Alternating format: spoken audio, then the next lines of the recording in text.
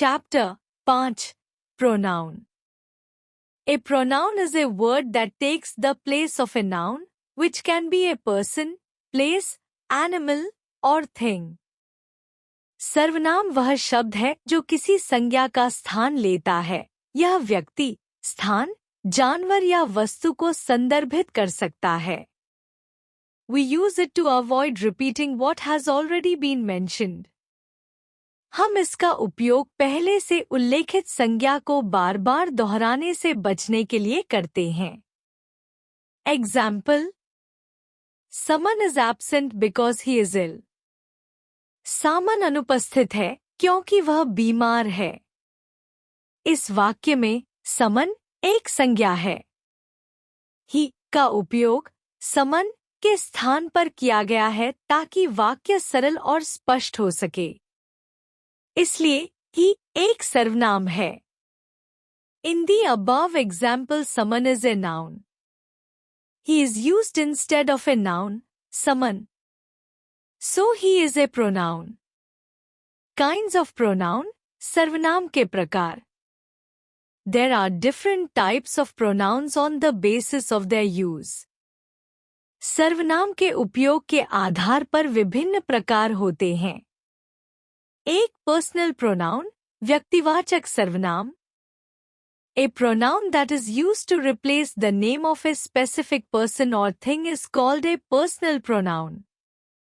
जो सर्वनाम किसी विशेष व्यक्ति या वस्तु के नाम को बदलने के लिए उपयोग किया जाता है, उसे व्यक्तिवाचक सर्वनाम कहते हैं।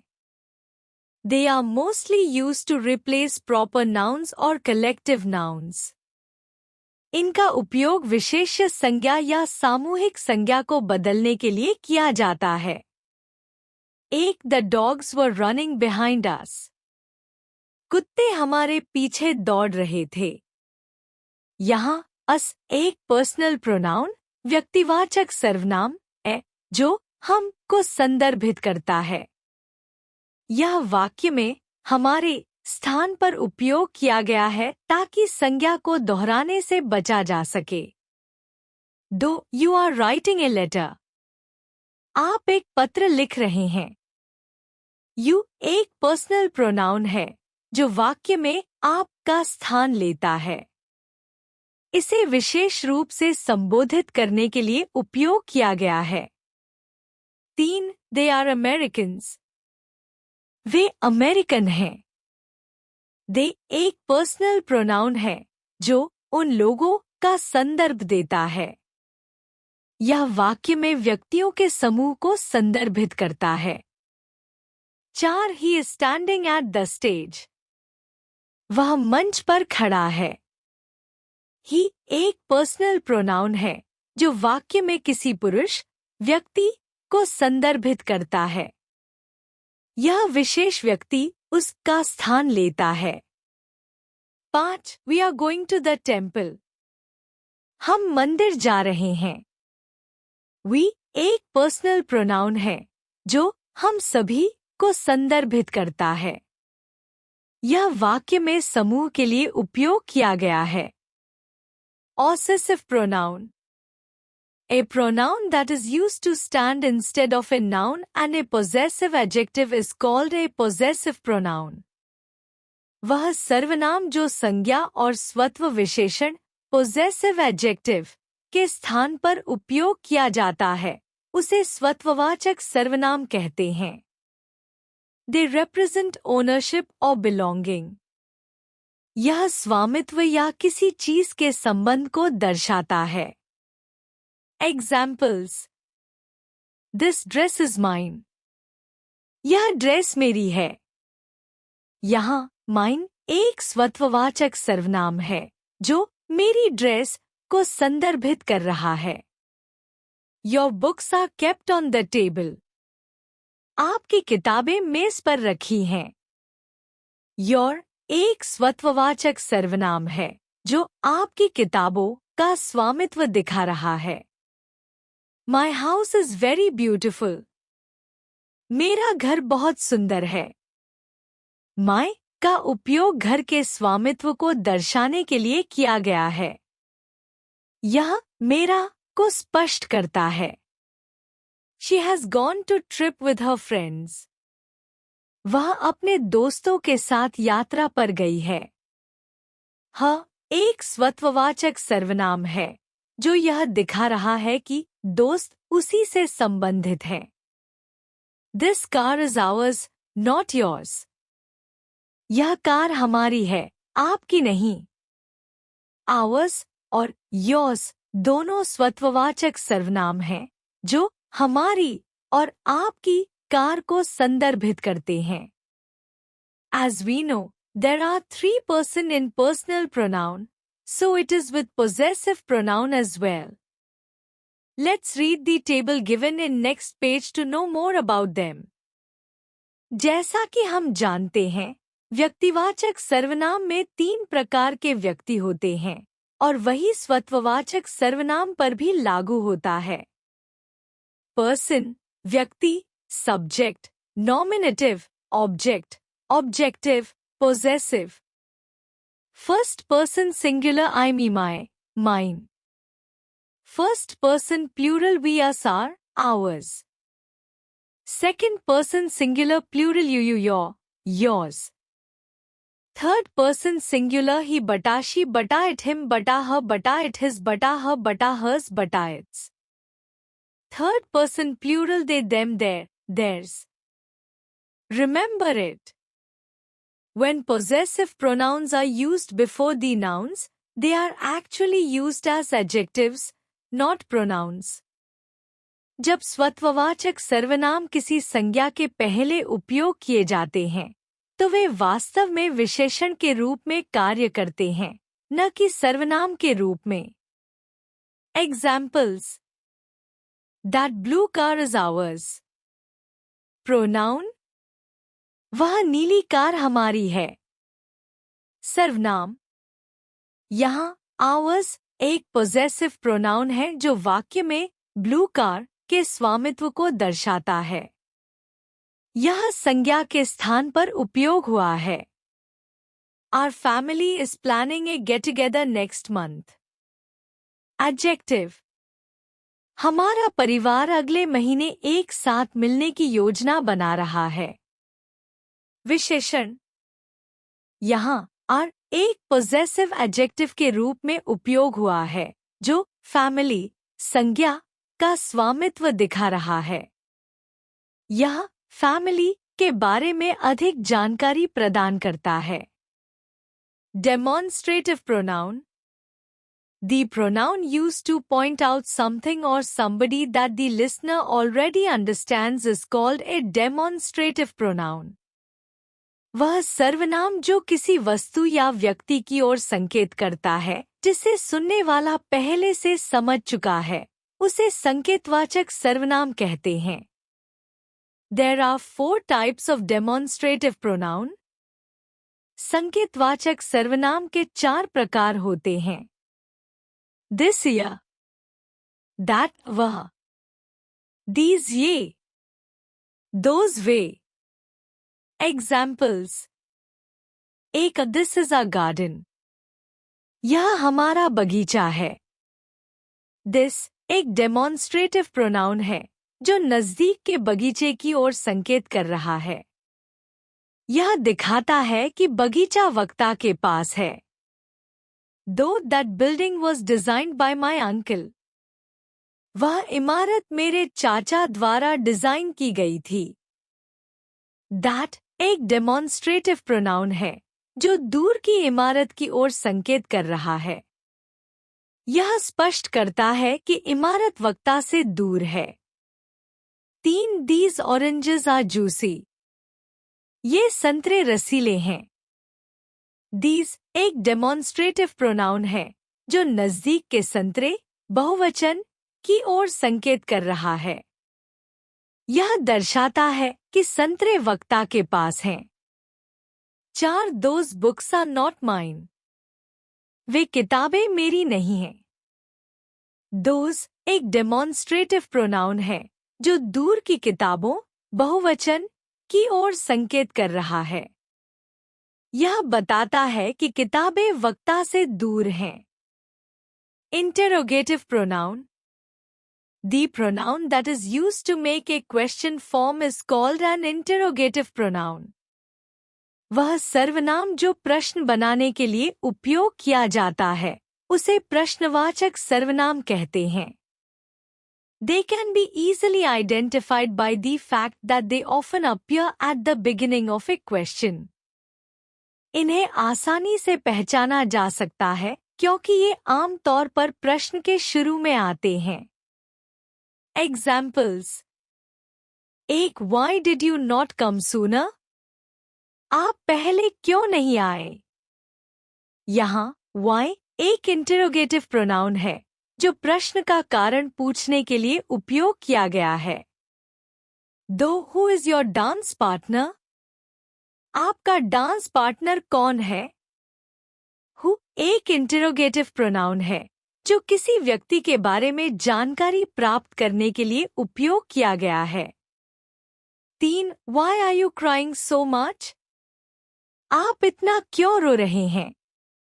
Why एक इंटरोगेटिव प्रोनाउन है जो किसी क्रिया रोने का कारण पूछने के लिए उपयोग हुआ है. 4. Whom did you tell the truth? आपने सच्चाई किससे कही? Whom एक इंटरोगेटिव प्रोनाउन है जो यह पूछने के लिए उपयोग किया गया है कि सच्चाई किस व्यक्ति से कही गई. Reflexive pronoun. The pronoun that is used when the subject reflects or turns back on the subject itself is called a reflexive pronoun. वह सर्वनाम जो तब उपयोग किया जाता है जब कर्ता स्वयं पर क्रिया का प्रभाव डालता है उसे निजवाचक सर्वनाम कहते हैं. Examples. एक They gave themselves a round of applause. उन्होंने खुद को ताली बजाकर सम्मानित किया. Themselves एक रिफ्लेक्सिव प्रोनाउन है जो दर्शाता है कि क्रिया gave का प्रभाव स्वयं they पर ही हो रहा है. Though I washed the car myself. मैंने खुद से कार धोई. Myself एक रिफ्लेक्सिव प्रोनाउन है जो यह दिखाता है कि क्रिया washed का कार्यकर्ता I ने स्वयं किया. 3. She dressed herself for the party. उसने खुद को पार्टी के लिए तैयार किया. Herself एक रिफ्लेक्सिव प्रोनाउन है जो दिखाता है कि she ने खुद को तैयार किया. 4. Sanju hurt himself while coming down the stairs. Sanju ने सीढ़ियों से उतरते समय खुद को चोट पहुंचाई. Himself एक रिफ्लेक्सिव प्रोनाउन है जो यह दिखाता है कि संजू ने खुद पर क्रिया hurt का प्रभाव डाला. Emphatic pronoun. The pronoun that has the same form as a reflexive pronoun but does not function as the object of the sentence or clause and is instead used to emphasize the subject is called an emphatic pronoun. वह सर्वनाम जो आकार में निजवाचक सर्वनाम के समान होता है लेकिन वाक्य में कर्ता पर जोर देने के लिए उपयोग किया जाता है उसे जोरवाचक सर्वनाम कहते हैं. Examples. एक He himself rode the bicycle. उसने स्वयं साइकिल चलाई. Himself एक emphatic pronoun है जो कर्ता he पर जोर देने के लिए उपयोग किया गया है. यह दर्शाता है कि साइकिल चलाने का कार्य उसने खुद किया. Though she herself washed the clothes. उसने स्वयं कपड़े धोए. Herself एक emphatic pronoun है जो यह दिखाता है कि कपड़े धोने का कार्य she ने खुद किया. 3. The cat itself killed the mouse. बिल्ली ने स्वयं चूहे को मारा. Itself एक emphatic pronoun है जो यह जोर देने के लिए उपयोग किया गया है कि चूहे को मारने का काम खुद बिल्ली ने किया. 4. I myself cooked the food. मैंने स्वयं खाना बनाया. Myself एक emphatic pronoun है जो कर्ता I पर जोर देता है और यह दर्शाता है कि खाना बनाने का कार्य मैंने खुद किया. Distributive pronoun. The pronoun that refers to persons or things individually in a pair or group is called a distributive pronoun. वह सर्वनाम जो व्यक्तियों या वस्तुओं को जोड़े या समूह में व्यक्तिगत रूप से संदर्भित करता है, उसे वितरक सर्वनाम कहते हैं। Examples. Each boy has won a prize. प्रत्येक लड़के ने एक पुरस्कार जीता है। Each एक डिस्ट्रीब्यूटिव प्रोनाउन है जो समूह के प्रत्येक लड़के को व्यक्तिगत रूप से संदर्भित कर रहा है। यह दिखाता है कि सभी लड़कों ने व्यक्तिगत रूप से पुरस्कार जीता है। Though everyone must enjoy the life. प्रत्येक व्यक्ति को जीवन का आनंद लेना चाहिए। Everyone एक डिस्ट्रीब्यूटिव प्रोनाउन है जो समूह के सभी व्यक्तियों को व्यक्तिगत रूप से संदर्भित कर रहा है। यह सभी पर लागू होता है। 3. Neither of them came to the class. उनमें से कोई भी कक्षा में नहीं आया। Neither एक डिस्ट्रीब्यूटिव प्रोनाउन है जो यह दिखाता है कि दो व्यक्तियों में से कोई भी कक्षा में उपस्थित नहीं हुआ। 4. Either can accept the award. कोई भी पुरस्कार स्वीकार कर सकता है। Either एक डिस्ट्रीब्यूटिव प्रोनाउन है जो यह दर्शाता है कि दो व्यक्तियों में से कोई भी एक पुरस्कार स्वीकार कर सकता है। Indefinite pronoun. The pronoun that does not refer to any specific person, animal, or thing is called an indefinite pronoun.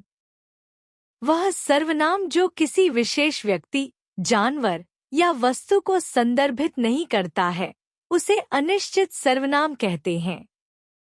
They are just opposite of demonstrative pronoun. यह संकेतवाचक सर्वनाम के विपरीत होते हैं। Examples. I knocked the door but nobody came out. मैंने दरवाजा खटखटाया, लेकिन कोई भी बाहर नहीं आया। Nobody एक इंडेफिनिट प्रोनाउन है जो यह दर्शाता है कि दरवाजा खोलने के लिए कोई विशेष व्यक्ति मौजूद नहीं था। Though everybody is going for the holiday except me.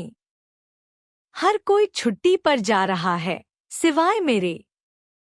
Everybody एक इंडेफिनिट प्रोनाउन है जो समूह के सभी व्यक्तियों को संदर्भित कर रहा है, लेकिन किसी विशेष व्यक्ति का उल्लेख नहीं करता। 3. The thieves took everything from the shop. चोर दुकान से सब कुछ ले गए।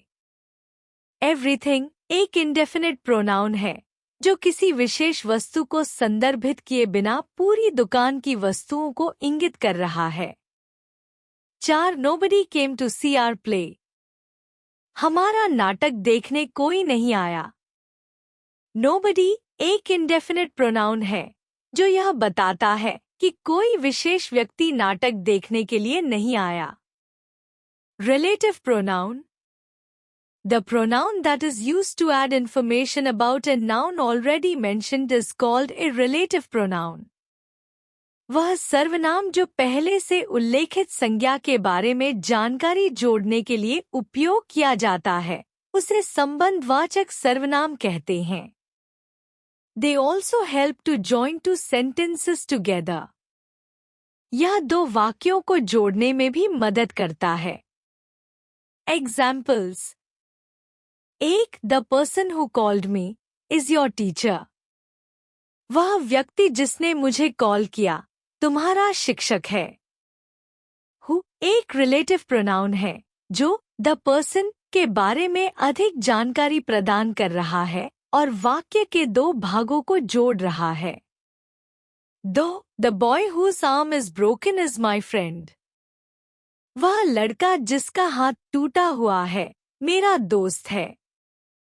Whose एक रिलेटिव प्रोनाउन है जो the boy और उसकी स्थिति, हाथ टूटा हुआ, के बीच संबंध जोड़ता है। 3. I don't know which book you want. मुझे नहीं पता कि आपको कौन सी किताब चाहिए। Which एक रिलेटिव प्रोनाउन है जो बुक के बारे में अधिक जानकारी पूछने के लिए उपयोग किया गया है। 4. He is a criminal who was sentenced to death. वह अपराधी है जिसे मृत्युदंड दिया गया था। Who एक रिलेटिव प्रोनाउन है जो क्रिमिनल के बारे में अधिक जानकारी जोड़ रहा है और वाक्य को स्पष्ट बना रहा है। निष्कर्ष, प्रोनाउन एक ऐसा शब्द है जो किसी व्यक्ति, वस्तु, स्थान या जानवर के नाम, नाउन, को दोहराने से बचने के लिए उपयोग किया जाता है। प्रोनाउन को उनके उपयोग के आधार पर निम्न प्रकारों में विभाजित किया गया है। पर्सनल प्रोनाउन व्यक्तियों या वस्तुओं के नाम को बदलने के लिए उपयोग होता है, जैसे ही, शी, वी। पोजेसिव प्रोनाउन स्वामित्व या संबंध को व्यक्त करता है, जैसे माइन, आवर्स। डेमोन्स्ट्रेटिव प्रोनाउन किसी वस्तु या व्यक्ति की ओर इशारा करता है, जैसे दिस, दैट। इंटेरोगेटिव प्रोनाउन प्रश्न पूछने के लिए उपयोग होता है, जैसे हु, whom। रिफ्लेक्सिव प्रोनाउन जब कर्ता स्वयं पर कार्य करता है, जैसे माईसेल्फ, हिमसेल्फ। एम्फैटिक प्रोनाउन कर्ता पर जोर देने के लिए उपयोग होता है, जैसे हरसेल्फ, योरसेल्फ। डिस्ट्रीब्यूटिव प्रोनाउन व्यक्तियों या वस्तुओं को व्यक्तिगत रूप से संदर्भित करता है, जैसे ईच, ईदर। इंडेफिनिट प्रोनाउन किसी विशेष व्यक्ति या वस्तु को संदर्भित नहीं करता, जैसे नोबडी, एवरीवन। रिलेटिव प्रोनाउन पहले उल्लेखित नाउन के बारे में अतिरिक्त जानकारी जोड़ने के लिए उपयोग होता है, जैसे हु, हुज। प्रोनाउन वाक्यों को संक्षिप्त, प्रभावी और स्पष्ट बनाने में मदद करता है।